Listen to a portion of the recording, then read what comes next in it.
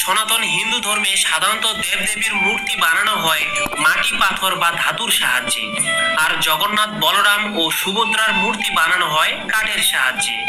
কিন্তু আজ আমরা জানবো এই জগন্নাথ দেবের মূর্তিতে হাত নেই কেন, কি সেই কারণ যার ফলে দেব মূর্তিতে অসম্পূর্ণ রেখেই তাতে প্রাণ প্রতিষ্ঠা করে পূজা করা হয়। তাহলে দেরি না করে চলুন জেনে আসি। কলিঙ্গ রাজ্যের রাজা ইন্দ্রদম্যুর ইচ্ছে হলো তার রাজ্যে ভগবান বিষ্ণুর একটি মন্দির বানাবেন। সেইভাবে ব্যবস্থা করা হলো সব, কিন্তু মূর্তি বানাতে গিয়ে রাজা পড়লেন মহা সমস্যায়। কেমন রূপ দেবেন প্রিয় দেবতার বিগ্রহকে? তাই এই সমস্যার কথা ব্রহ্মাকে জানালে তিনি রাজাকে পরামর্শ দেন ভগবান বিষ্ণুর ধ্যান করে জেনে নিতে যে কেমন হবে তার বিগ্রহ। রাজা ইন্দ্রদম্যুর বিষ্ণুর ধ্যান করতে শুরু করলেন। রাজার কঠিন ধ্যানে তুষ্ট হয়ে বিষ্ণু দেখা দিলেন এবং বললেন পুরীর কাছে সমুদ্রে নিম গাছের গুড়ি ভেসে আসবে, আর সেই কাঠ দিয়েই যেন মূর্তি নির্মাণ করতে হয় তার। ভগবান বিষ্ণুর কথা মতো সমুদ্রে ভেসে আসা নিম গাছের গুড়িকে নিয়ে আসা হলো মন্দিরে। কিন্তু সেই কাঠে কারিগর যতবার হাত দিয়েছে ততবারই ভেঙে যাচ্ছে। এ দেখে রাজা তো পড়লেন মহা চিন্তায়। তাহলে কি তার মন্দির বানানোর স্বপ্ন অসম্পূর্ণই থেকে যাবে?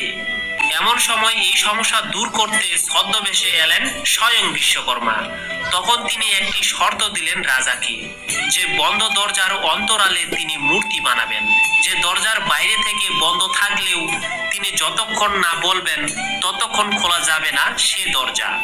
আর তার অনুমতি ছাড়া যদি খোলা হয় তবে মূর্তি বানানোর কাজ অসম্পূর্ণ রেখেই বিদায় নেবেন তিনি। রাজা রাজি হলেন। বন্ধ দরজার আড়ালে ছদ্মবেশী বিশ্বকর্মা শুরু করলেন তার কাজ। এভাবে কেটে গেল বেশ কিছুদিন। এদিকে মূর্তির কাজ কত দূর সে খবরও আসে না। রাজা বন্ধ দরজার ওপারে কোনো শব্দও শুনতে পায় না। ইতিমধ্যে রানী তাকে বারবার বলেন মূর্তির কাজ কত দূর খোঁজ নিতে। শেষে একদিন রাজা কৌতূহল সামলাতে না পেরে খুলে ফেললেন দ্বার। শর্ত ভঙ্গ করলেন রাজা। ছদ্মবেশী বিশ্বকর্মা এবার তার পরিচয় দিলেন রাজাকে, জানালেন স্বয়ং বিষ্ণুর আদেশেই তার মূর্তি নির্মাণের কাজে মর্তে আগমন।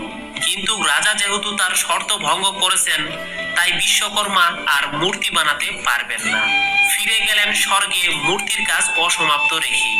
পদযুগল, হাত, কান কিছুই তৈরি হয়নি সেই মূর্তির। নিজের অন্যায়ের জন্য প্রবল অনুশোচনায় যখন রাজা বিলাপ করছেন, তখনই স্বয়ং ভগবান বিষ্ণু হাজির হলেন তার সামনে। জানালেন এই অসমাপ্ত মূর্তিতেই মন্দিরে স্থাপন করে প্রাণ প্রতিষ্ঠা করতে।